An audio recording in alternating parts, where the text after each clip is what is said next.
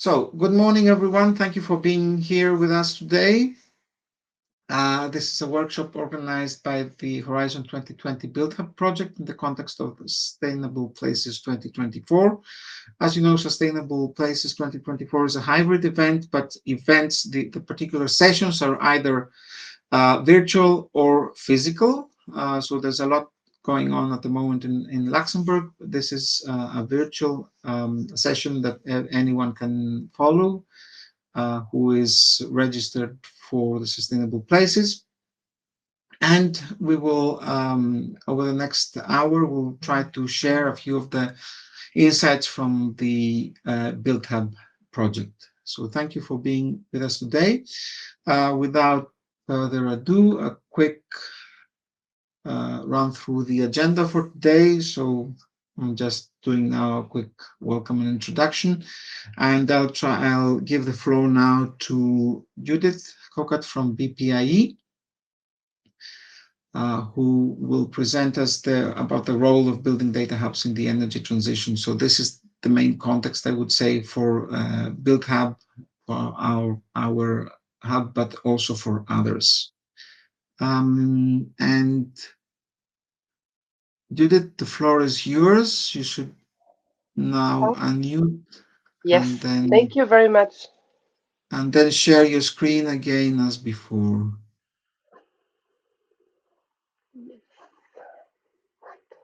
So you should see my screen now.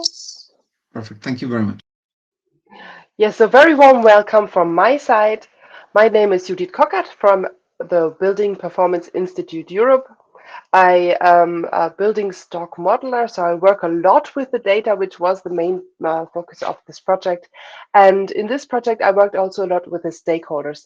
I want to give you an introduction and want to motivate a little bit the data hubs and the role of building data hubs in the energy transition.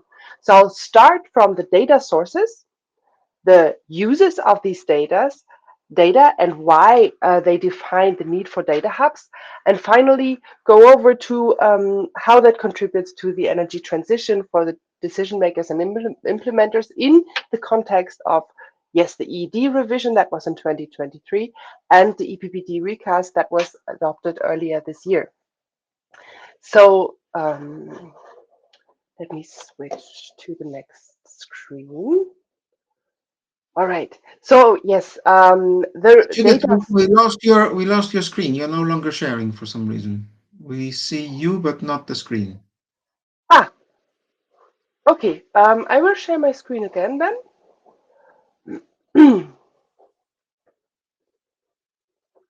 Okay. Yes. Yes. Excellent. Thank you. Okay. I hope then I can switch to the next slide. You can see the next slide, right? Okay.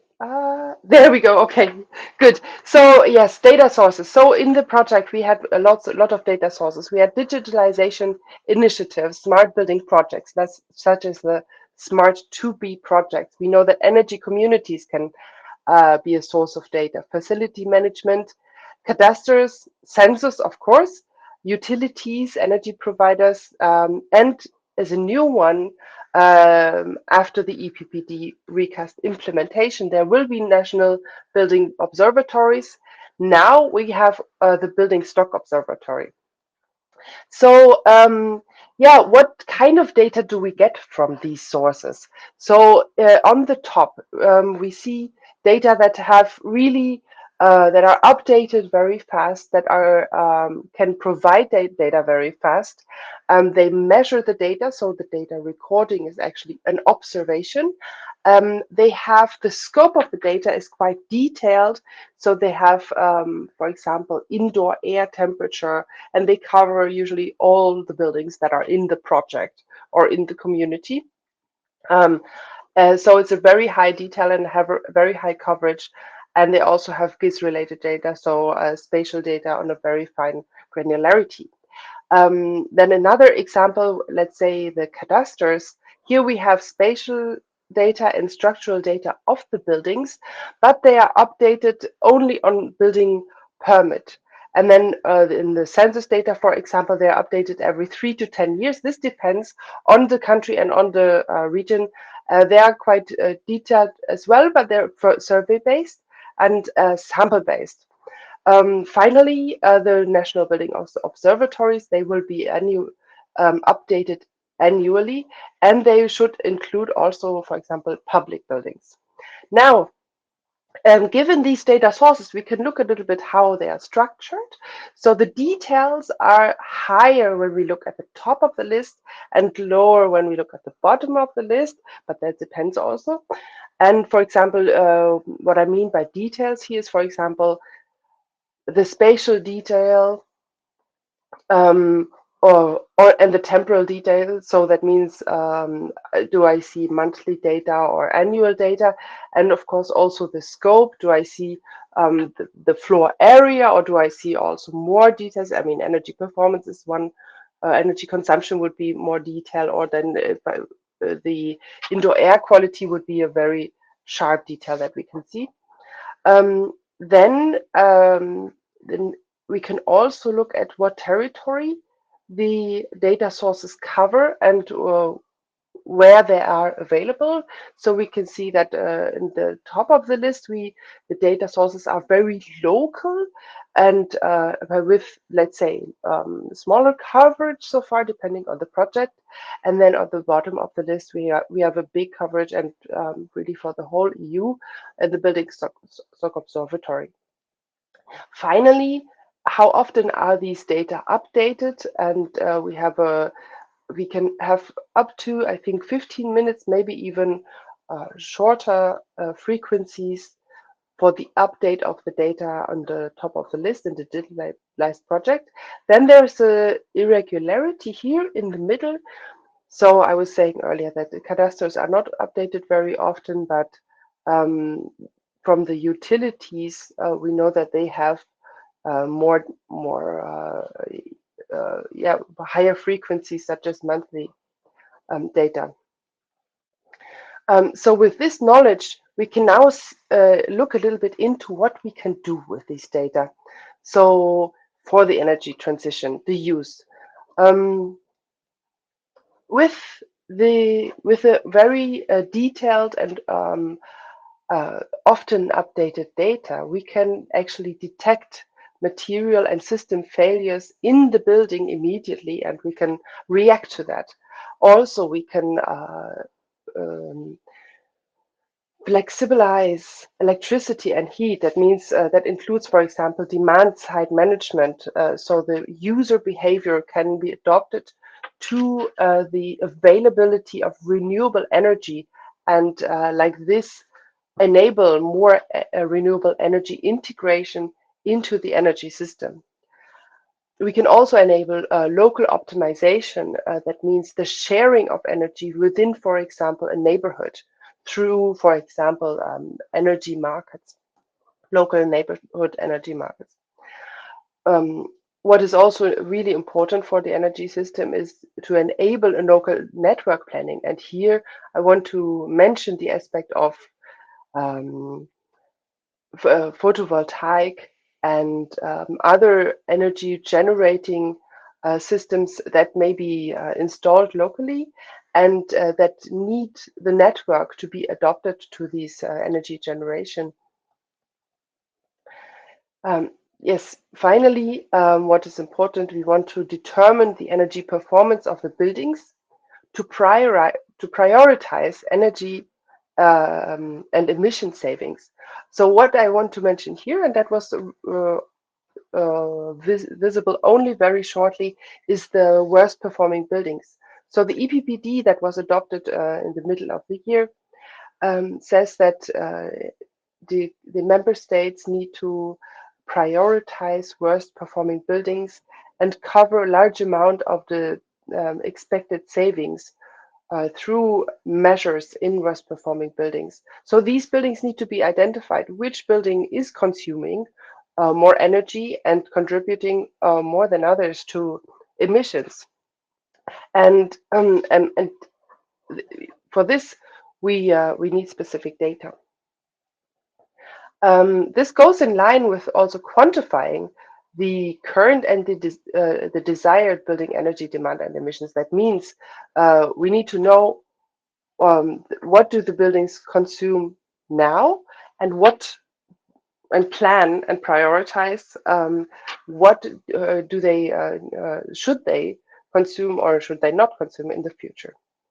Then further, we also need to monitor the improvement of the building stock. So this is going more in the direction of, contributing, achieving, saving targets, and so on. Regarding this monitoring, we have a deliverable in the BuiltHub. So that means there are several indicators looking at how, with the data that are available right now, how can we monitor that the building stock is improving each year, or determine if it is improving every year. So we use indicators like energy demand, or carbon emissions, renewable energy share, but also investments in renovation in buildings. So if you want to know more about that, you will find it deliverable in the project.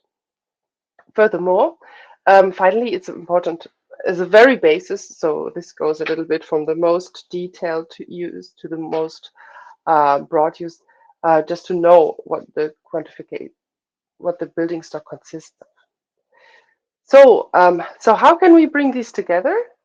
First of all, I want to invite you, if you want to know more about the EPBD recast, we have a briefing on it, and there will be an implementation guide as well. So please check it out if you like to. And now, yes, how do we bring these things together? So one important aspect that is in the EPBD is the monitoring of the building stock, and therefore we would need, basically monitoring needs the time series. So we need to understand over time, how does the final energy consumption develop for the building stock or for different parts of the building stock. And we need that on a quite aggregate level for reporting purposes. So this could be aggregated by the responsible policy jurisdiction. So for example, local, regional, national, and then reported. So where could this come from? One example would be that we also discussed in a workshop for this BuiltHub project, could be that what the data that is, sorry, the data that is already available to serve this purpose would or is already recorded, would be, for example, from the utility companies.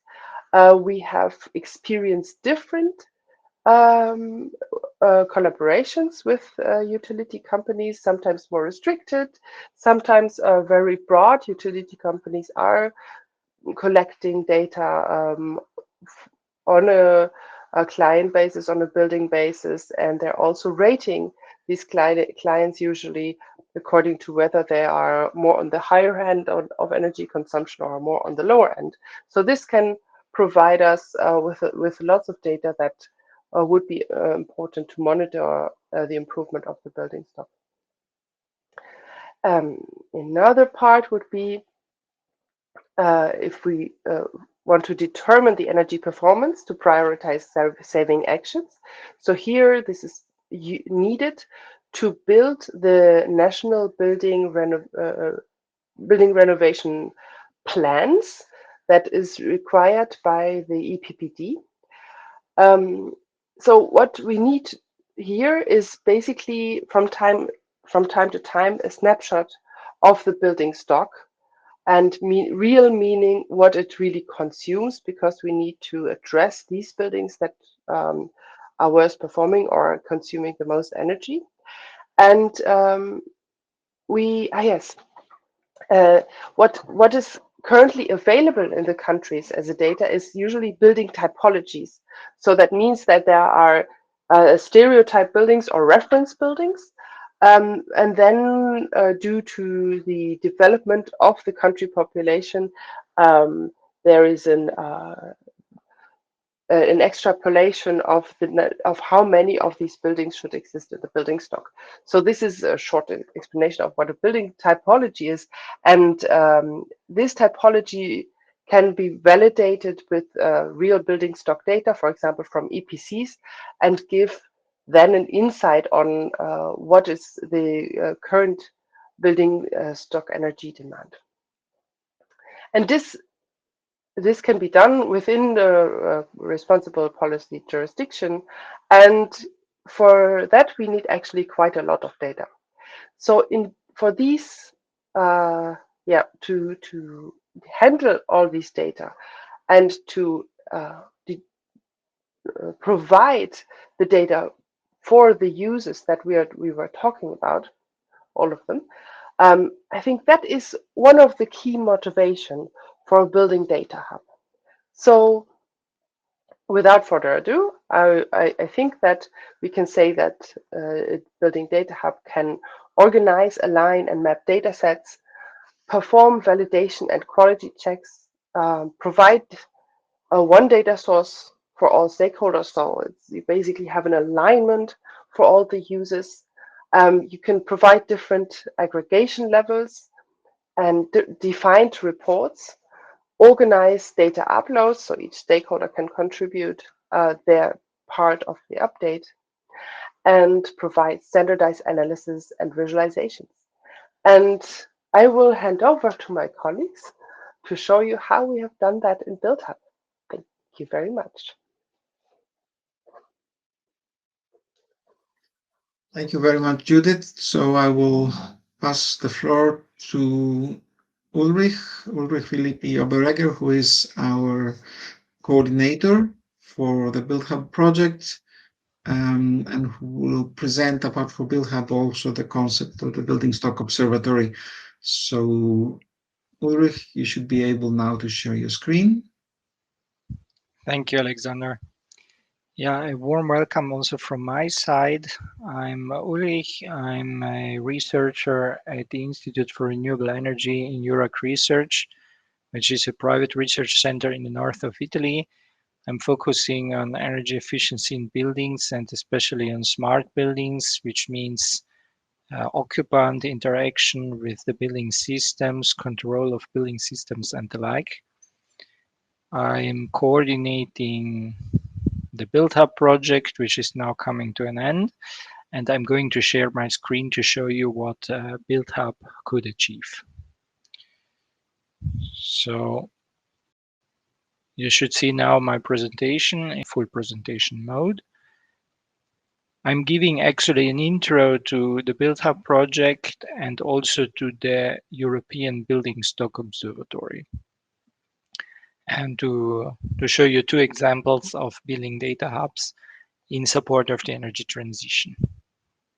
So first I'll focus on BuildHub. BuildHub is a 4-year project that is finishing in this month. The main results we could achieve were a roadmap where we explain how to provide constant and sustainable data flow to the European Building Stock Observatory. And this also goes now through national building stock observatories that each member state in Europe has to build over time. Then we also created a community for data collection, transformation, and services, and this was also a source of discussion and of getting feedback on how to shape the roadmap, for example. We also built a web platform that offers data and services that I'll show later, and there will also be a presentation more on in-depth on the platform. And we also did a lot of actions between projects to share results and exchange results, and of course, discuss and get feedback again. So feel free to visit us at any time at our website to see all the reports, all the publications that we did, and to check out the web platform, etc. We assembled some data sets in BuildHub to work with, and this was also done for data enrichment. We have basically 3 categories. We have building stock related data sets, like data on of course, number of buildings, number of dwellings, floor areas, so more basic data, and then data on construction properties of the buildings like U values, dominant materials. We have data on of course, the energy demand in the buildings, calculated in different ways. And we have this at a granularity which goes to different building types, so both residential and non-residential. And then a bit more like different types of residential, like single family, multi-family apartment blocks, and also in the non-residential part, offices, health buildings, education buildings, and so on. We collected this data not ourselves, but we assembled data sets that are available either publicly or to the consortium. We have socioeconomic data sets as well, and finally climatic data sets.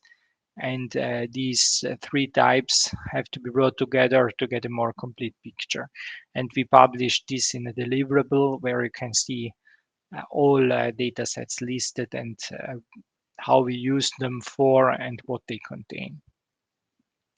Then we built a platform that you can check out for free by going either to the website or on the link that I share on this slide.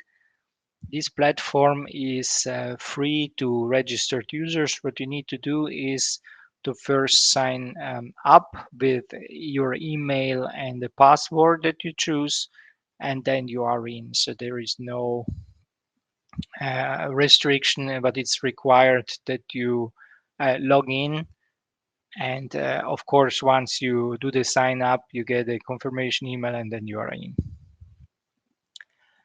We have created then on the form and also for the roadmap. So we built actually different use cases that show what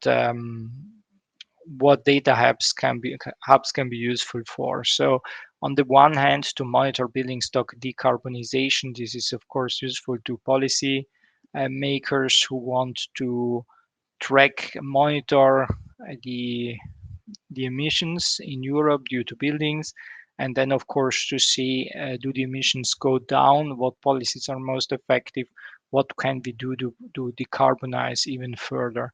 So in this dashboard that we built, we can see how to mitigate climate change and how to monitor the alignment with the European Green Deal targets and to compare the building sector emissions against other sectors like industry and transport sector. And then we also have a dashboard on energy consumption in buildings. This shows a segmentation of the building sector by country and building type, construction period, and shows the energy use. So of course, older buildings typically consume a bit more energy. And then if they are renovated, they might achieve a higher energy performance. So to monitor this development over time, but also to get a snapshot of the current state of the building stock, you can use this dashboard. By the way, you can download all the data available in the dashboards also in tabular format.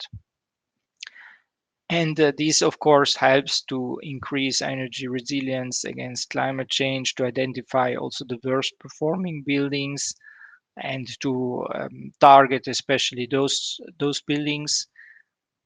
And this, of course, is then useful also for building owners or building portfolio managers, because you can use the energy performance data to benchmark against your own portfolio of buildings. We have census data, which we included to enrich with other data sets. For example, if you want to know the consumption per building, per dwelling, per square meter, or per inhabitant, then you need to use population data or census data like the number of buildings, number of dwellings. And this was also to show the operation on different NUTS levels. So this means different territorial unit levels from national to small regions. We have also a dashboard that allows to compare two data sets there. The idea is that sometimes you have different data sets for the same indicator, and then you want to compare them to see what is the reliability and the uncertainty. So in BuiltHub, we worked quite a lot also on quality checks, because the data sets that can be found publicly do not all have the same reliability and the same uncertainty, or basically error in the data. And to quantify this, of course, one technique, simple one but effective, is to compare two independent data sets that should contain the same information, and to see, okay, how do they compare against each other. And then, of course, if you have three data sets and two are more similar than the third, then this gives you a basis for analysis to see which data to trust more than other data. And we also showed how to visualize raster data and how to work with raster data, in this case solar irradiance, by giving a map of solar irradiance across Europe. And this, for example, is useful to assess the potential for example, photovoltaics installations. So how much use can you make of the solar irradiance in the different places in Europe? Then, of course, a central topic also in the recast DPBD is the renovation potential. So there is a dedicated renovation dashboard that shows you also the types of end use for the building, so like space heating and space cooling, domestic hot water, lighting, etc., and the type of fuel used, to monitor in more detail what is going on. So what is the current baseline and what has been achieved throughout the years in terms of renovation. We know that in Europe the renovation rate is very low and should be increased, and this helps to pinpoint exactly by how much it should be increased, or actually how low it currently is. We have focused then on 3 Belgian towns, since we collaborated with the Be Real project, where they had this type of data. So the BuiltHub platform is open for data, and therefore what we could get and work with, we used also to show how in the future data can be used and leveraged. So in this case, we had town and district specific energy conservation measures with the renovation potential, and then building managers or urban planners can actually decide where to optimize or which buildings to target. There was also a study that we included using machine learning in Sweden for planning renovation and determining the cost and the energy savings obtainable through those renovations. And here the strategy is to extract images from Google Street View, and then decide on using machine learning, decide on the images which retrofits are possible. So if a facade of a building, for example, is suitable for external insulation, then the cost will be actually lower for that type of measure, and it will become more attractive. Whereas some other facades might not be suitable at all, which means it would be not cost effective to apply external insulation to those facades. And this, of course, is useful not just to the building owners to identify suitable retrofit options, but also to financial institutions to assess the costs and risks associated with such renovation interventions. Yeah, and then as a comparison, I wanted to show you another data hub, which is the European Building Stock Observatory, or BSO for short. This is publicly available at the link shown here. It provides fact sheets and the database. Of course, to find the website, you can just Google for EU Building Stock Observatory, and it's advertised as a web tool to monitor energy performance of buildings. It actually provides reliable building stock data. So the advantage of the BSO is that it is an official source provided by the European Commission to investigate on the building stocks, and some data was actually used and experimented with in BuiltHub. So BuiltHub was a lever, we could say, to build then data in the Building Stock Observatory as well. And of course, if there are some errors or deviations that you find in the Building Stock Observatory with respect to your own data, then you can report that. And so the Building Stock Observatory is a continuous process of improvement. And in this way, data will get more accurate over time. And there are two sections on the Building Stock Observatory. There are the fact sheets that provide some key figures and key graphs on the building stock. In this case, I show you for the U27 as a whole, some data like number of buildings, floor areas, when the buildings were built, what kind of sector, what kind of emissions the buildings have, and then there are also data about social aspects like difficulty to keep house warm, so basically energy poverty, and how households actually use their energy. And then there is another section on the EU BSO, which is the database. And there you can actually browse and show tables, charts, and also on a map the data. You can browse the different subjects, which means the different indicators that were collected. And you can download also the whole data in bulk. So you can basically download the data set as a whole and then work with the data yourself as you see fit.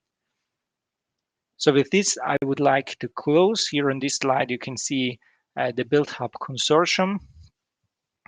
And I look forward to your questions. Thank you. Thank you very much, Ulrich.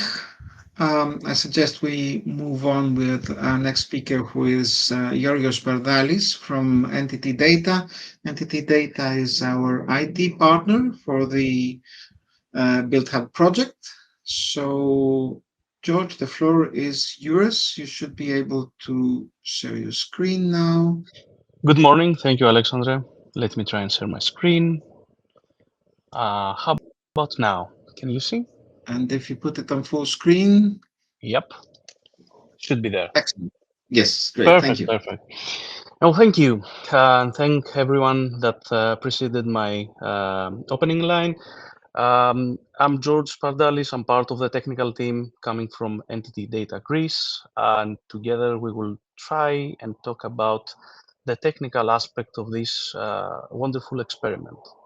Now, both Judith and Ulrich nicely put down the use cases and the scope, the business scope, an aspect of the project, but I would like to bore you a little bit with the technical trivialities, just to let you know into what we're facing, what we have faced, and what is this big challenge for us.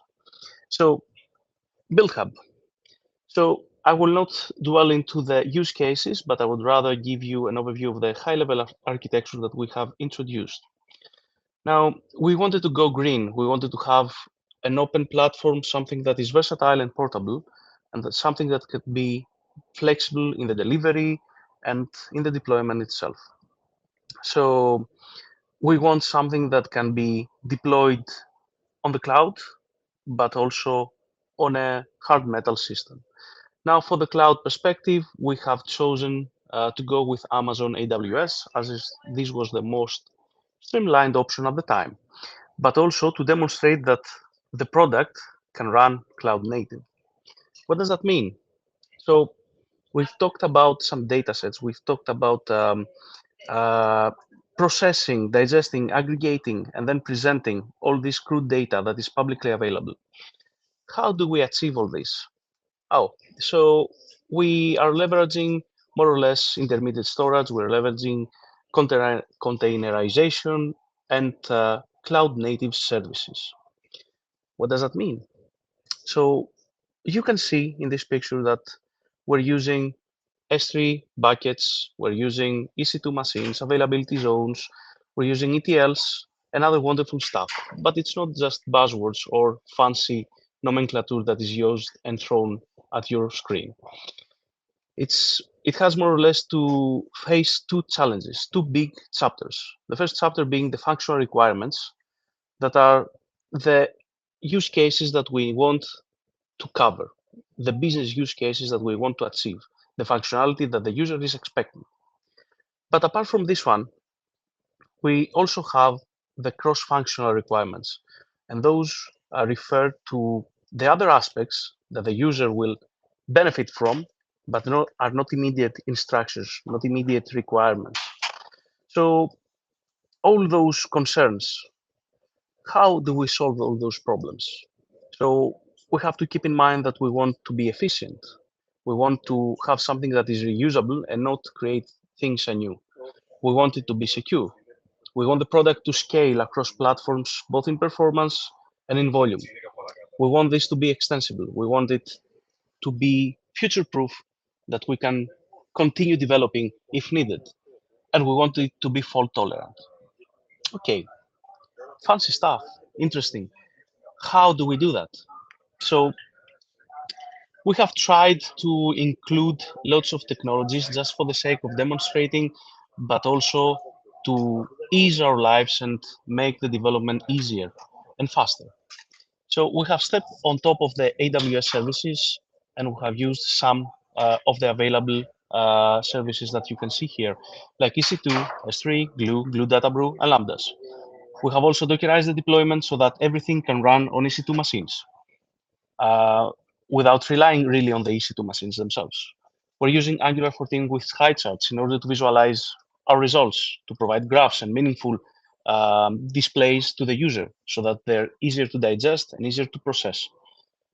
And we're also using languages and frameworks that are publicly available with huge community that are actively supported and extended. We're also using two databases to demonstrate that we are flexible in the underlying persistence layer. So we do have GraphDB and PostgreSQL with some extensions. And also for the aggregation and the business part of things, we're using Nodes, which is open source and provides us a business intelligence suite. Now, that's all great, but how do we store the data? So we have some data lakes. We've talked about GraphDB and PostgreSQL. Now, we're using GraphDB, which is one of NoSQL graph databases. So it uses graph structures, nodes, edges, properties to store and represent the data. And we're also using PostgreSQL with PostGIS in order to extend the capabilities and introduce geospatial data retention. And in order to unify the querying system, we're using SparkQL to make our lives easier, as you can also find in the SparkQL editor, which is available through the platform to directly query the datasets. Now, visualizing the results. As we said, we're using high charts with Angular. We're using Nodes, but that is not all. We're also using WebVal. So in the process of retaining the data, of storing the data, we're also building in parallel an ontology, a graph displaying relationships and children and nodes. This can also be visualized online using the WebVal plugin, which is also available through the platform. As you can see, this is the WebVal that we're talking about, all the nodes and the relationships between them, the leaves. Now, here are the high charts, which is pretty simple and provides the visualization of the semantic model. Excuse me. And then there's Nodes, which is more or less a documentation and an aggregation of the data sets that exist beneath. What about the deployment? We've mentioned the flexibility and the versatility. So in our midst, we have front-end, we have middleware and back-end applications that require deployment in order to work. Now, all those come Dockerized. So they can dynamically and individually allocate their own resources exclusively also. They can scale up and down when they're either idle or they're in high demand. And it becomes even simpler for us to manage all the deployment and the integration process. So the CI/CD becomes more streamlined, easier to develop, easier to extend, and hence DevOps operations become easier for all the components. And that pretty much covers the technical aperture from a very brief standpoint. Thank you. I'm expecting your questions, should you feel like giving them. And thank you, everyone.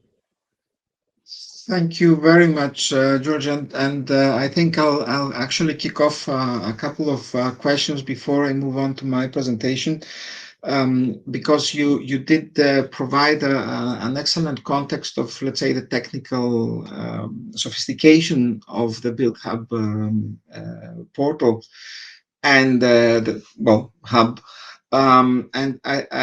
So if we can summarize, I would say that if I understand correctly, there are three, let's say, important factors for using such a sophisticated system. Maybe there are more, but at least three, I think, from the from your presentation were identified. So one has to do with the inputs, the possibility of bringing together under the same roof, if you want, information that is coming from different sources, disparate sources with very different structures, for example. And here you mentioned the graph database, which can give this kind of relationship even among data that perhaps in the beginning is not fully understood. So this, I understand, is one important issue. The second is the possibility of bringing a variety of technologies that allows us to combine this data and give some very interesting outputs.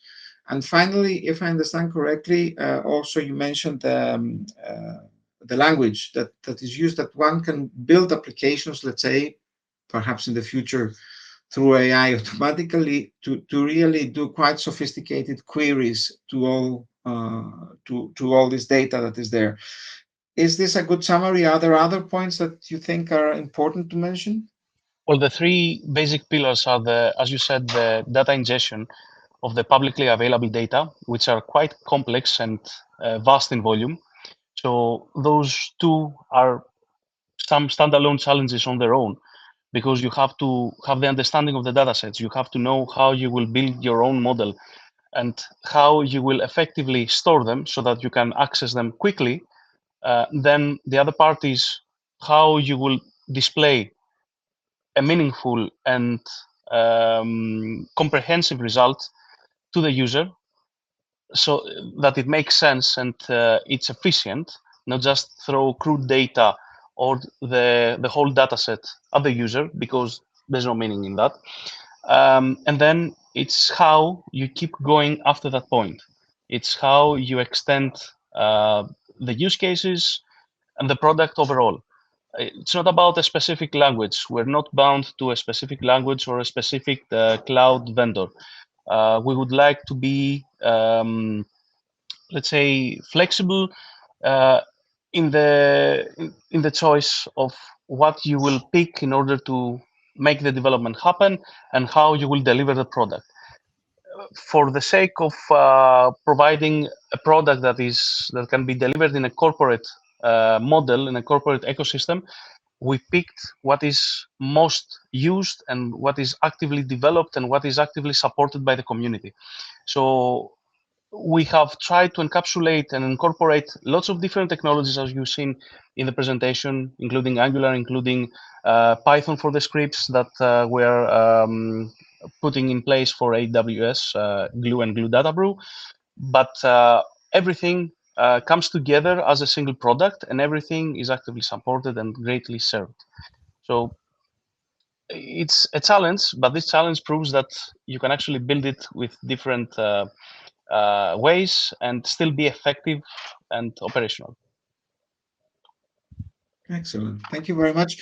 I Thank you. understand that you have time constraints. I don't know if still have a couple of minutes. Unfortunately, yeah, I do have a couple of minutes. I do have. So in this case, perhaps I will ask anyone else, speakers or other, to have their questions to George now quickly, as he won't be able to stay long. If not, we can proceed. Otherwise, you can still reach out to me, and then I will get back to you with an answer or a further explanation. Great. Thank you. Thank you very much for this. So I'll move on with my own presentation. And of course, as you mentioned, we'll be in touch. Anyone can get in touch through the BuildHub EU website, contacts, etc. So let me now share my screen.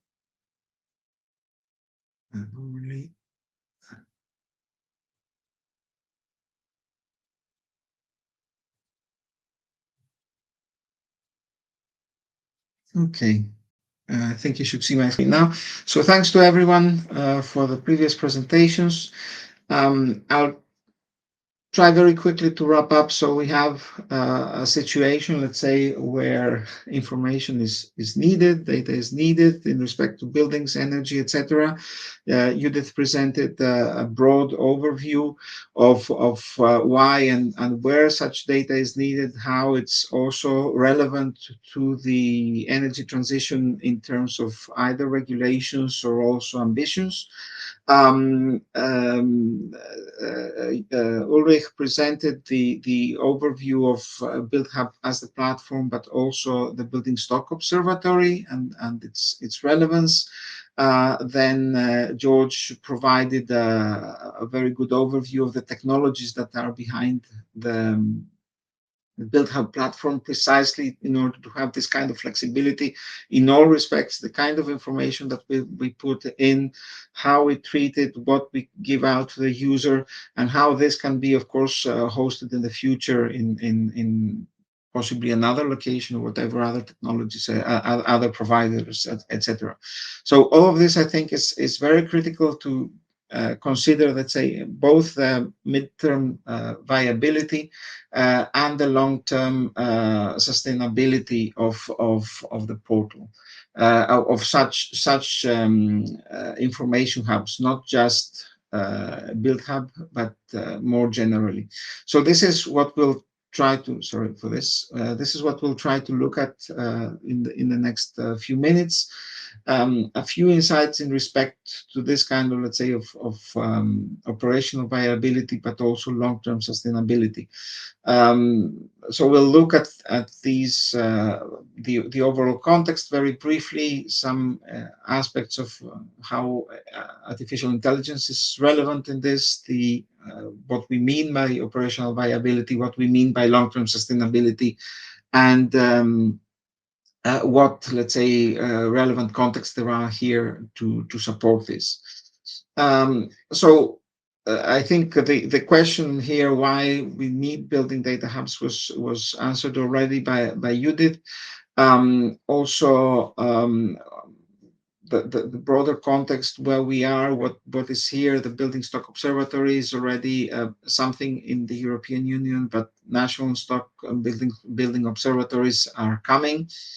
And we see a very, very large mobility in the area of data hubs, data communities, data providers, data stock brokers, if you want. So there is a very large mobility in terms of both data collection and also data storage, data facilitation of data interchange, etc. And most importantly, if you want, also bringing data together in respect to finding the relationships between different kinds of data. We various sources were mentioned also in Judith's presentation. We have anything from national cadastres to real-time data coming now from clear uh, daily, let's say, use of our devices, of our smart meters. All of this is somehow very often interlinked, even if it's not really connected.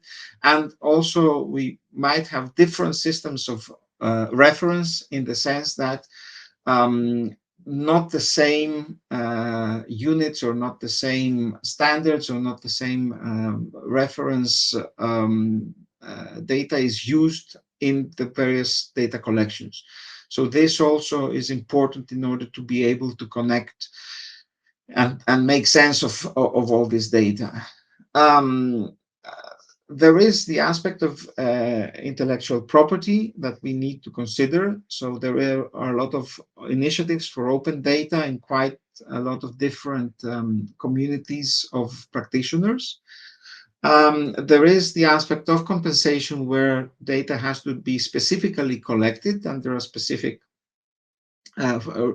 requirements, and very often where there is some kind of relevance for business operation, for anything from, let's say, tax collection to energy pricing, etc.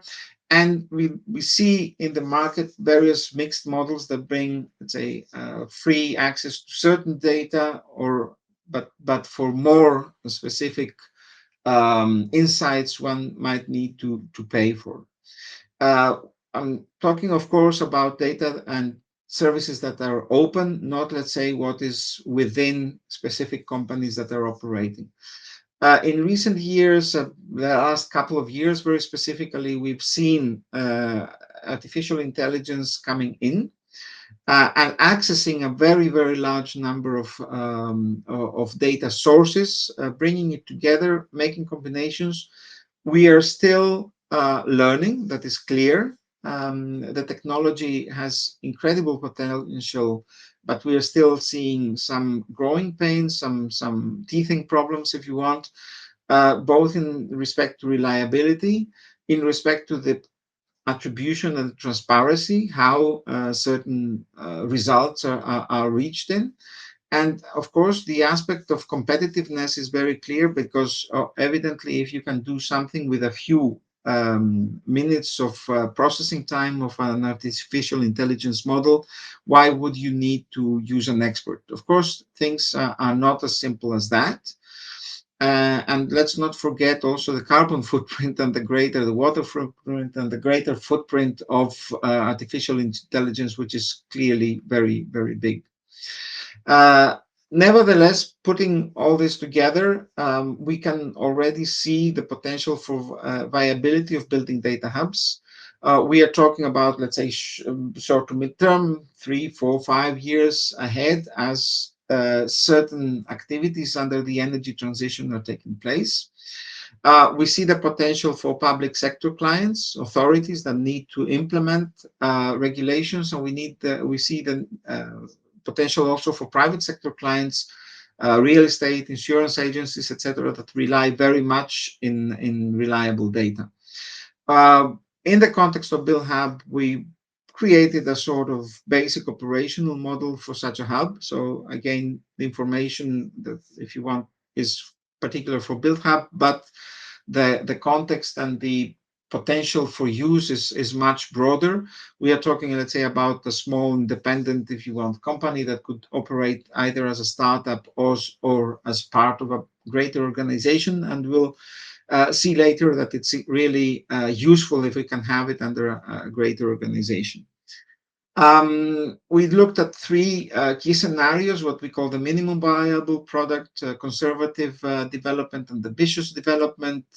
We looked into did some number crunching, so that in the first, if we look at, let's say, the viability over a 3-year period where we have a growing customer base, we would be looking at something like €500,000 of income, of revenue and operational costs for the minimum viable product, something which is useful, but it's quite basic.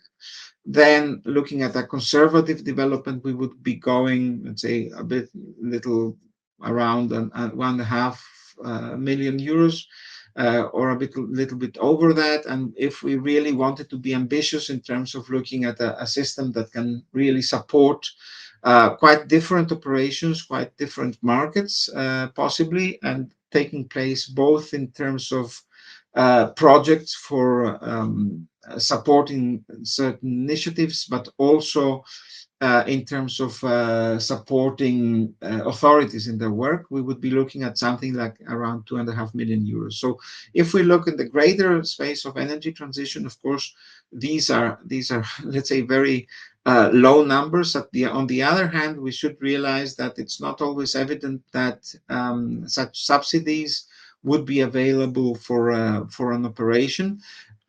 We looked at either national models or EU level models. Even at the national operation, it does make sense for such this kind of investments to support decision making, which is based on real data and reliable information that is exchanged.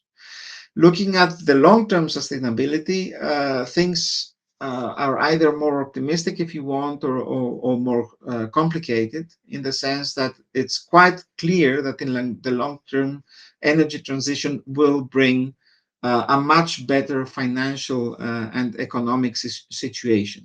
However, as we very well know, there is always a very big upfront cost, and this is always the question. Who is going to pay this upfront cost? Where will it come from? How will it be somehow covered along the way of the transition? We looked at the EU level, as I said, national, regional level, local level, and independent operation. In the last point, this is where we have either mixed models or completely private models. We think that there are quite a lot of relevant European initiatives that can support this kind of data hubs. Looked at the Building Stock Observatory, already mentioned. National Building Stock Observatory is around the corner. The Inspire Directive has already set up a very good infrastructure, if you want, and common language for locational data.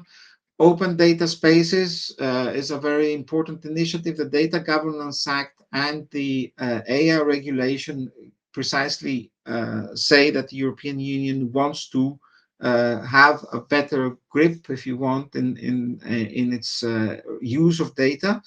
And finally, the fact that we would be looking for for putting AI in this context, we would need European agencies, European companies such as Mistral. This is very evident. The European Union cannot, of course, rely on technology that is completely outsourced to outside the European Union.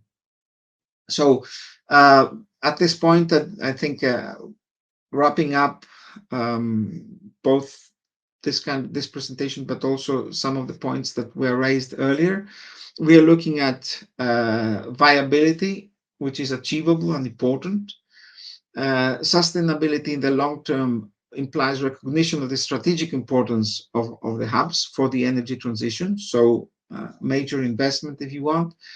There is a lot significant role for AI, but expertise we think will remain important, even both at the level of integrating information and bringing useful outputs.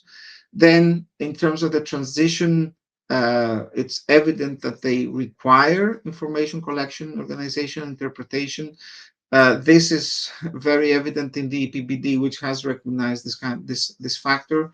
And finally, linking to the market needs with mixed models, we are able to make such initiatives more certain to continue existing. At this point, I think I can stop sharing and move screen.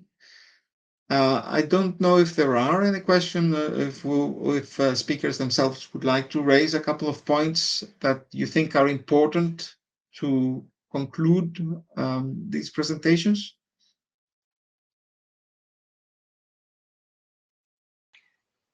Yeah, I just wanted to add that we can see here the different challenges, or also the different perspectives that the development of the BuildHub platform and in general of a data hub entails. So we have the layer of the data, then we have the IT layer, and then we have the business layer, and in the end also the use cases. So also, I mean, the business layer from a purely commercial perspective, but also from a content-wise perspective.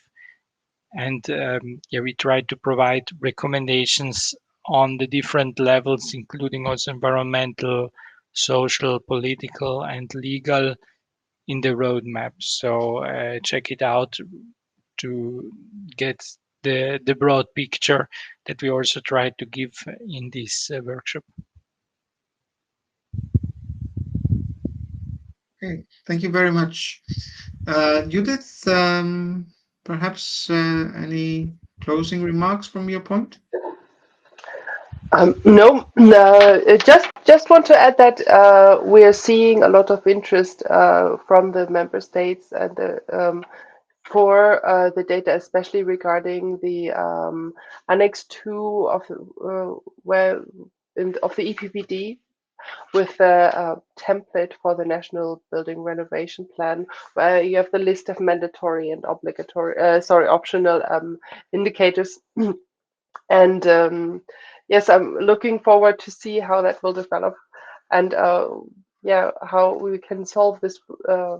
It's quite a challenge to record all the data that are needed. So that's an interesting point that you raised with Annex 2. We've seen something similar in a completely different market. Well, it's not completely different, but it's fully private, if you want. And the directive for corporate responsibility. This has created a very large data space, if you want, and very large need for reporting. And that the completely new market has sprung out of this. So this is, on the one hand, extremely positive, because this, companies are reporting on their corporate responsibility aspects. At the same time, the fact that it's obligatory means that the potential for innovation and initiatives that go beyond the obligations, which are already considerable, sometimes it gets lost a little bit in this in the effort to have compliance. I don't know if you think that we'll see something similar in this area. As you said, there is a lot of data that is needed. At the same time, if we just look, at each agency or each authority looks at just the data that it needs, then we will not be able to bring things together and have synergies that are very important. And I think that BuildHub had precisely this kind of outlook, this kind of ambition to bring information together that is gathered under different contexts, but still it makes sense to look at it together. I don't know if you would like to comment, either Judith or Ulrich, in this respect. Yeah, just maybe on the data enrichment. So I think that's a big future market, because, as you said, the data silos are still very prominent. So in the end, the big potential lies in combining different data sets in ways that haven't been performed yet. Okay, thank you very much. As a reminder, this whole workshop has been recorded. That will be made available after the end of Sustainable Places. We are well aware that over the years they always gather quite a lot of interest and views. So hopefully the information that we have provided will indeed be useful. And as already mentioned, of course, anyone interested can contact the BuildHub consortium and the individual organizations through the BuildHub portal and website. Thank you very much. And I think we can close here. Thank you. Thank you. Thank you.